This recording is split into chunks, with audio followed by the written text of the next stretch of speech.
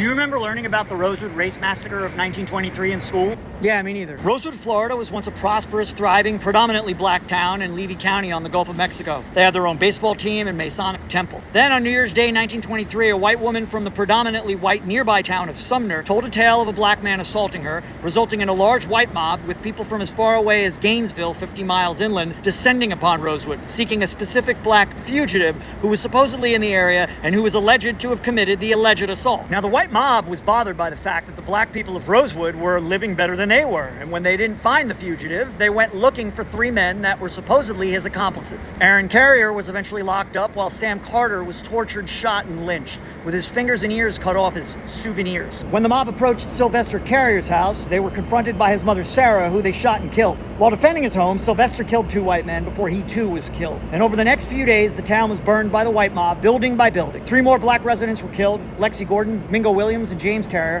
who was left splayed over the fresh graves of some family members of his. And at least one black woman resident was raped by a group of white men. The state of Florida barely did a thing. The grand jury made only a feeble attempt at indictments, and no one was ever charged. So the story of Rosewood became a family secret, told only to those sworn to silence. And it wasn't until 1982 that a journalist unearthed the story of this massacre, and is the reason why it's common knowledge today. The Rosewood Massacre forces us to not only confront the ugly truth of racial violence and systemic injustice in American history, but it also reminds us of the extraordinary courage of survivors like Roby Morton, who broke decades of silence, and the dedication of descendants like Arnett Doctor, who devoted his life to lobbying for justice and reparations. Finally, in 1994, after years of advocacy, the Florida legislature passed a bill compensating the 9 survivors, but it wasn't framed as reparations, but rather compensation for private property rights to make it palatable in the South. Let's honor the victims and survivors by demanding that this be taught in school. And while the reparations will never compensate for the full extent of these losses, since you can't put a price on loss of life nor the generations of lives affected by the fear and instability that just one incident like this can cause, the admission and reparations paid on behalf of the state of Florida can serve as a very powerful precedent.